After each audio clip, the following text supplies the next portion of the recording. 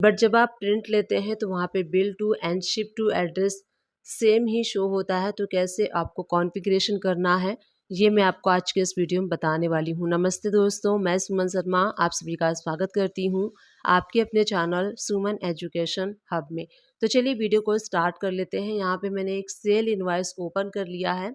यहाँ पे मैं प्रैक्टिकली आपको बताऊँगी जब भी हम सेल इनवॉइस बनाते हैं तो अगर आपके पार्टी का bill to and ship to address different होता है तो आपको एड्रेस के लिए ऑप्शन को इनेबल करना होता है। जैसे आप स्क्रीन पे देख सकते हैं, राइट हैंड साइड से F12 प्रेस कीजिए एंड प्रोवाइड फर्स्ट वाले ऑप्शन को आपको यस करना है, जिसमें कि आपको bill to and ship to दोनों ऑप्शन शो होंगे। तो शिप टू में आप शिप टू एड्रेस फिल कर सकते हैं, बिल टू में आप बिल टू एड्रेस फिल कर सकते हैं। तो आप देख सकते हैं बिल टू में मैंने कोमल किया हुआ है जो कि न्यू दिल्ली की पार्टी है। शिप टू में मैंने शीतल किया है जो कि महाराष्ट्र की पार्टी है। अब चलिए मैं आपको प्रिंट प्रीव्यू शो करती हूँ। तो हम प्रिंट पे क्लिक करेंगे, करेंट पे एंड देन प्रीव्यू पे। अब यहाँ आप देखेंगे तो बिल टू में भी कोमल एंड शिप टू में भी कोमल ही शो हो रही है। जैसे कि हमने अभी डिटेल प्रोवाइड किया था, बिल टू में कोमल एंड शिप टू में शीतल, बट प्रिंट प्रीव्यू इस तरीके से शो नहीं हो रहा है। तो हमें कॉन्फ़िगरेशन करना होगा। कॉन्फ़िगर पे क्लिक कीजिए एंड अंडर पार्टी डिटेल्स में आपको ऑप्शन शो होगा show name and address from party master. इस ऑप्शन को नो कर दीजिए और उसके बाद हम प्रीव्यू पे क्लिक करेंगे। अब आप देखेंगे तो शिप टू में आपको शीतल महाराष्ट्र एंड बिल टू में आपको कोमल न्यू दिल्ली शो हो रहा है। तो इस तरीके से अगर आपकी पार्टी का bill to and ship to address different है और आप प्रिंट करना चाहते हैं तो इस तरीके से आप कॉन्फ़िगर करके कर सकते हैं। सपोज कीजिए आप अपने बिजनेस में यूज़ करने के लिए अपने स्टाफ के पर्पज से परचेज करते हैं तो उसका हम आईटीसी क्लेम नहीं कर सकते हैं। सारे प्रोसीजर को मैं यहाँ पे शो करूँगी। तो गेटवे ऑफ दिल्ली से हम वी प्रेस करेंगे, राइट हैंड साइड से आप परचेस वाला वाउचर सेलेक्ट कर लीजिए। F2 प्रेस करके जो भी इनवाइस का डेट है वो आपको मेंशन करना है, इनवाइस का नंबर, और मोड को चेंज कर लेना है क्योंकि हम फूड एंड बेवरेज जो कि एक्सपेंसेस होता है, अगर आप अपने बिजनेस में स्टाफ के वेलफेयर के पर्पस से परचेस कर रहे हैं तो यहाँ पे फूड एंड बेवरेज जो है इसका लेजर ऑल्ट सी प्रेस करके आपको क्रिएट करना है इनडायरेक्ट एक्सपेंसेस के, क्योंकि ये जो है आप परचेस कर रहे हैं अपने स्टाफ वेलफेयर के लिए, तो इसीलिए ये इनडायरेक्ट एक्सपेंसेस के अंडर में आएगा और जीएसटी इसके ऊपर एप्लीकेबल होगा क्योंकि आप इनवाइस जो परचेस कर रहे हैं उसके ऊपर जीएसटी एप्लीकेबल है। इसीलिए इसका जो लेजर है वो अंडर हम जीएसटी एप्लीकेबल करेंगे और इसका जो सेट ऑल्टर जीएसटी डिटेल्स है इसको हम यस प्रेस करेंगे। यहाँ सारी इन्फॉर्मेशन आपको फिल करनी है, जैसे कि नेचर ऑफ ट्रांजैक्शन। अगर आप लोकल से परचेस कर रहे हैं तो परचेस टैक्सेबल कर लीजिए और इंटर स्टेट से कर रहे हैं तो नॉट एप्लीकेबल कर लीजिए। टैक्स रेट अप्लाई करते हुए सप्लाई ऑफ गुड में गुड्स कर लीजिए। अब जितने का भी आप फूड एंड बेवरेज परचेस कर रहे हैं वो अमाउंट आपको यहाँ पे फिल करना है और उसके बाद CGST SGST आप अप्लाई करेंगे अगर आप लोकल स्टेट से परचेस कर रहे हैं। और उसके बाद हम यहाँ पे जो हमारा परचेस है वो कंप्लीट हो चुका है। तो इस तरीके से आप इसकी एंट्री कर सकते हैं। अब चलिए रिपोर्ट्स को एनालाइज करते हैं। तो गो टू में क्लिक करेंगे और यहीं से बैलेंस शीट को आपको ओपन कर लेना है। करेंट लायबिलिटीज़ के अंडर में आप देखेंगे ड्यूटीज़ एंड टैक्सेस में, तो आपको ये जो टैक्स वाला अमाउंट है वो आपको यहाँ पे शो होगा। जैसे कि हम जो फूड एंड बेवरेज परचेस करते हैं वो ब्लॉक आईटीसी के अंडर में आता है, आप उसका आईटीसी क्लेम नहीं कर सकते हैं। सेक्शन 17 सब सेक्शन 5 आप रीड कर सकते हैं, वहाँ पे मेंशन है कि block and food and beverage का जो आईटीसी है वो ब्लॉक होता है, उसको हम क्लेम नहीं कर सकते हैं। तो यहाँ पे मैं आपको शो करती हूँ। GSTR 2 रिपोर्ट्स भी ओपन कर लेते हैं। डेट को हम चेंज कर लेंगे। चेंज करने के बाद मैं यहाँ पे आपको शो करती हूँ जो हमने एंट्री की थी वो B2B में आपको यहाँ पे देखिए शो हो रही है।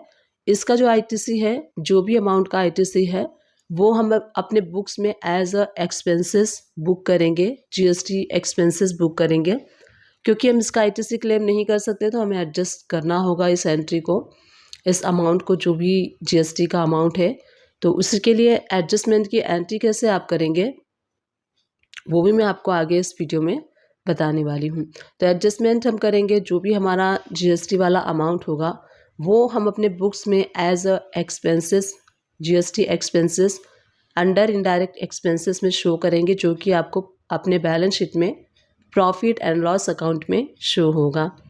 और वो जो जीएसटी है वो आपको एज एक्सपेंसेस बुक हो जाएगा और जीएसटी नील हो जाएगा। तो चलिए लेजर ओपन कर लेते हैं उस पार्टी का। तो मैंने यहाँ पे जो लेजर है वो ओपन कर लिया है। अब आप देख सकते हैं सबसे एंड वाला जो है ये वाला एंट्री जो है वो था। तो यहाँ पे जो 1200 की एंट्री है, 3200 की एंट्री है, तो इसमें जो भी टैक्स वाला पार्ट होगा उसी को हमें एडजस्ट करना है। बाकी जो रिमेनिंग बैलेंस होगा वो आपको करेंट लायबिलिटीज़ में शो होगा। और ये जो टैक्स वाला अमाउंट है वो एडजस्ट हो जाएगा जब हम एडजस्टमेंट की एंट्री करेंगे। अगर आप चाहें तो सेक्शन 17 सबसेक्शन 5 को रीड कर सकते हैं। वहाँ पे मेंशन है कि कौन कौन सी ऐसी आईटीसी है जो कि ब्लॉक है, जिसको आप क्लेम नहीं कर सकते हैं। तो यहाँ पे डेट भी चेंज कर लेते हैं और डेट चेंज करने के बाद आप यहाँ पे देखेंगे जो एंट्री थी वो एंट्री हमें यहाँ पे, जो हमने अभी एंट्री पास की थी वो एंट्री हमें यहाँ पे शो हो रही है। तो यहाँ पे 3200 की एंट्री है। पार्टी को हम पूरा पेमेंट कर देंगे जितना भी उनका आउटस्टैंडिंग है, और अपने बुक्स को बराबर करने के लिए, मेंटेन करने के लिए हम जीएसटी एडजस्टमेंट की एंट्री को पास करेंगे। यहीं से आप ऑल्ट ए प्रेस करेंगे तो वाउचर ऐड हो जाएगा और यहाँ पे हम पेमेंट कर देंगे पार्टी को। तो 3200 का मैंने पेमेंट कर दिया है। अब उसके बाद जो एडजस्टमेंट की एंट्री है उसको हम करेंगे। तो यहीं से आपको ऑल्ट ए प्रेस करना है। ऑल्ट ए प्रेस करने के बाद राइट हैंड साइड से आप जर्नल वाउचर को सेलेक्ट कर लीजिए और स्टेट एडजस्टमेंट पे आपको क्लिक करना है। टाइप ऑफ टैक्स में जीएसटी, नेचर ऑफ एडजस्टमेंट, तो यहाँ पे हम करेंगे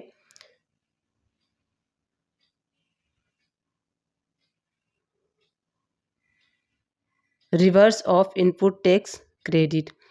अब यहाँ पे हमें क्या करना है, जीएसटी एडजस्टमेंट करनी है। तो ऑल्ट सी प्रेस करेंगे हम और टैक्स ऑन एक्सपेंसेस या फिर जीएसटी एक्सपेंसेस, इस तरीके से भी आप लेजर क्रिएट कर सकते हैं अंडर इनडायरेक्ट एक्सपेंसेस के, क्योंकि हम एज एक्सपेंसेस उसको बुक करने वाले हैं और इस लेजर को आपको सेव कर लेना है। तो जितना भी जो भी जीएसटी ब्लॉक होती है वो हम अपने एक्सपेंसेस में शो करते हैं। तो यहाँ पे हमने इस लेजर को इस तरीके से इनडायरेक्ट एक्सपेंसेस के अंडर में क्रिएट कर लेना है। अब जो भी अमाउंट है आप नोट करके रख लीजिए कहीं भी और उसको मेंशन करना है आपको। और यहाँ पे देखिए जो लोकल था तो इसलिए हम लोकल में यहाँ पे कर लेंगे, और इंटरेस्ट रेट था तो आपको यहाँ पे rate and taxable value mention करनी होती है। अगर आप नहीं भी मेंशन करते हैं तो इस स्टेप को आप स्किप कर सकते हैं। तो जो भी अमाउंट है वो हो जाएगा यहाँ पे क्रेडिट और टैक्स ऑन एक्सपेंसेस हो जाएगा डेबिट। तो लोकल था इसलिए हम input C GST and input S GST कर लेंगे, और नरेशन में आप मेंशन कर सकते हैं कि ये ब्लॉक आईटीसी थी इसलिए हम एडजस्टमेंट की एंट्री पास कर रहे हैं। तो यहाँ पे एडजस्टमेंट की एंट्री हमने पास कर लिया है। अब अगर आप चाहें तो बैलेंस शीट को एनालाइज कर सकते हैं। टैक्स ऑन एक्सपेंसेस का लेजर आप ओपन करके देखेंगे तो यहाँ देखिए आपको यहाँ पे शो होगा। और बैलेंस शीट ओपन करना चाहते हैं तो बैलेंस शीट ओपन करके ड्यूटीज़ एंड टैक्सेस में इनपुट के टैक्सेस में आप देखिए पहले वो अमाउंट शो हो रही थी, अब वो अमाउंट शो नहीं हो रही है। इट मीन कि वो एडजस्ट हो गया है। डेबिट एंड क्रेडिट आप देखिए एडजस्ट हो गया है, तो इस तरीके से आप देख सकते हैं। तो इस तरीके से अगर कोई भी ब्लॉक आईटीसी आप परचेस करते हैं जिसका आप आईटीसी क्लेम नहीं कर सकते, तो इस तरीके से आपको अपने बुक्स में मेंटेन कर लेना है। तो टैली प्राइम को ओपन करने के बाद गेटवे ऑफ टैली से हमें बी प्रेस करना है और राइट हैंड साइड से टैक्स इनवाइस वाले ऑप्शन को हम सेलेक्ट कर लेंगे, क्योंकि हम यहाँ पे सेल करने वाले हैं। और चेंज मोड पे क्लिक करके अकाउंटिंग इनवाइस वाले ऑप्शन को सेलेक्ट कर लीजिए। अब यहाँ पे पार्टी का जो लेजर है अगर आपके पास क्रिएटेड है तो यहीं से आप सेलेक्ट कर सकते हैं, और क्रिएटेड नहीं है तो यहाँ पे ऑल्ट सी प्रेस करके न्यू पार्टी का लेजर भी क्रिएट कर सकते हैं। अब यहाँ पे जो हम सर्विसेज सेल करने वाले हैं उसके लेजर को क्रिएट करने के लिए ऑल्ट सी आपको प्रेस करना है, और हम यहाँ पे कॉन्ट्रैक्ट बेसिस पे सर्विसेज को सेल करने वाले हैं। तो यहीं से कॉन्ट्रैक्ट बेसिस का एक कॉमन लेजर हम क्रिएट कर देंगे। सपोज कीजिए आप मल्टीपल सर्विसेज प्रोवाइड करते हैं तो यहाँ पे हम कॉन्ट्रैक्ट बेसिस का जो सर्विसेज का जो लेजर है उसको हम क्रिएट कर लेंगे अंडर इनडायरेक्ट इनकम के, क्योंकि जो आप कॉन्ट्रैक्ट बेसिस पे सर्विसेज सेल करने वाले हैं उसके थ्रू इनडायरेक्टली इनकम होगी आपके कंपनी में, इसीलिए इसका लेजर हम इनडायरेक्ट इनकम के क्रिएट करेंगे। जीएसटी इसके ऊपर एप्लीकेबल होगा और सेट ऑल्टर जीएसटी में यस प्रेस करके जो इसका इस सर्विसेज का जो एसएससी कोड होता है वो आपको फिल कर लेना है। नेचर ऑफ ट्रांजैक्शन में नॉट एप्लीकेबल कर लीजिए और उसके बाद जो कॉन्ट्रैक्ट बेसिस का 18% टैक्स रेट होता है तो 18% टैक्स रेट अप्लाई करके और इस लेजर को सेव कर लेना है। टाइप ऑफ सप्लाई में हम सर्विसेज चूज़ करेंगे क्योंकि हम यहाँ पे सर्विसेज को सेल करने वाले हैं। अब यहाँ पे आपको जो लेजर आपने क्रिएट किया है उसके नीचे डिस्क्रिप्शन का ऑप्शन शो होता है, तो जो भी सर्विसेज आप प्रोवाइड करते हैं कॉन्ट्रैक्ट बेसिस पे तो यहाँ पे आप मेंशन कर सकते हैं। जैसे कि हम यहाँ पे इलेक्ट्रिसिटी का जो वर्क है वो प्रोवाइड कर रहे हैं तो इलेक्ट्रिसिटी कॉन्ट्रैक्ट वर्क इस तरीके से आप मेंशन कर सकते हैं।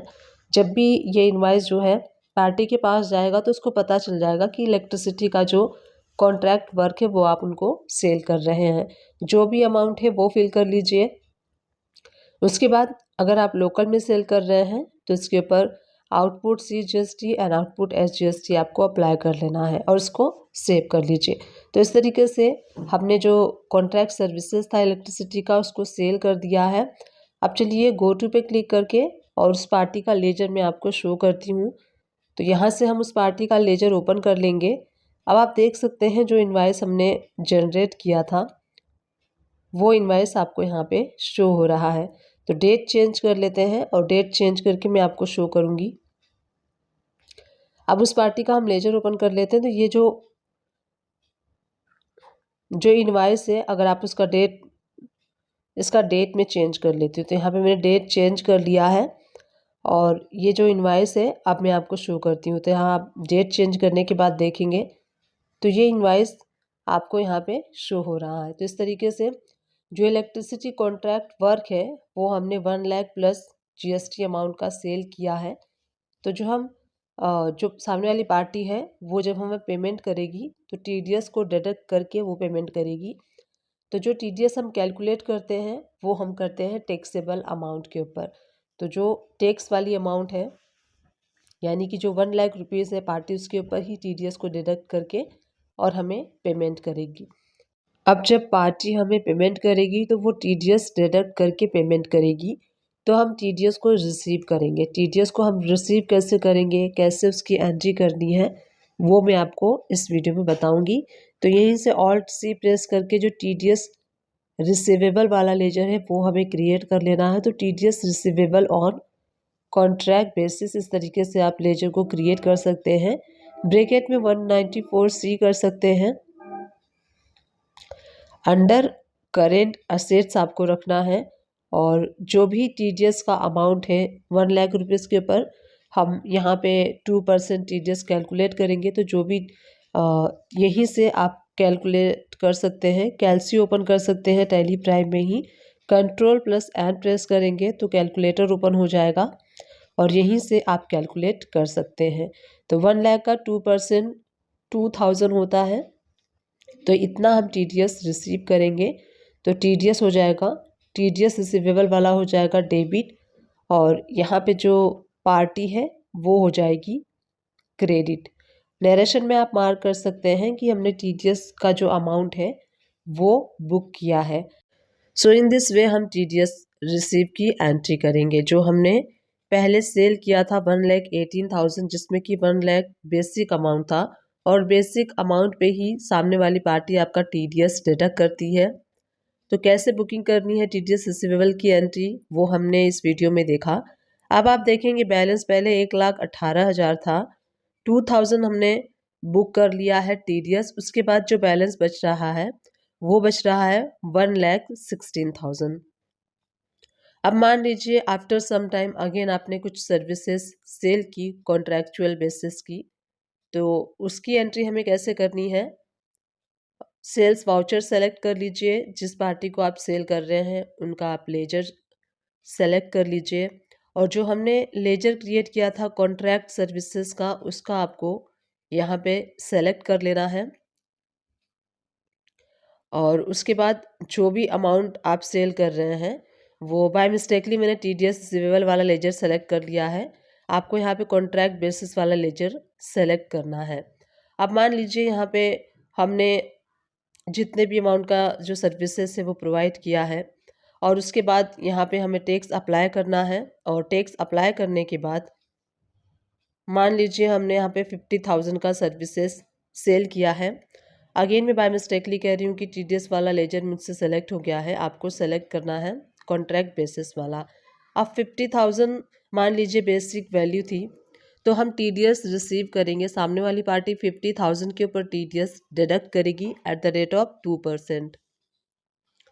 तो 50,000 का 2% 1,000 होता है। 1,000 यहाँ पे TDS का जो लेजर है वो डेबिट हो जाएगा और जो पार्टी है वो हो जाएगी क्रेडिट। तो इस तरीके से आप देखेंगे तो हमने टोटल 2 इनवाइसेस 2 सर्विसेज सेल की हैं। पहला 1,18,000 का और दूसरा 50,000 का। उसके अगेंस्ट में हमने TDS रिसीवेबल यानी बुक कर लिया है। अब फाइनली जो हम पेमेंट पार्टी से रिसीव करने वाले हैं तो पार्टी हो जाएगी क्रेडिट। जो बैलेंस रिमेनिंग बैलेंस होगा अगेंस्ट रेफरेंस में आप इनवाइस रख सकते हैं, किस इनवाइस के अगेंस्ट आप रिसीव कर रहे हैं। बैंक आपका हो जाएगा डेबिट।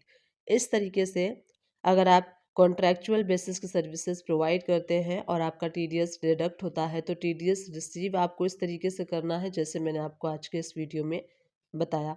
उम्मीद करती हूँ अगर आप ऐसे सर्विस प्रोवाइडर हैं तो इस तरीके से आप अपने अकाउंटिंग को मेंटेन कर सकते हैं। और वहाँ पे आपको रेंट सिक्योरिटी मनी जो है वो डिपॉजिट करनी होती है, तो उसकी एंट्री आप कैसे करेंगे टैली प्राइम में, ये मैं आपको आज के इस वीडियो में बताने वाली हूँ। तो सबसे पहले हमें लेजर क्रिएट करना है।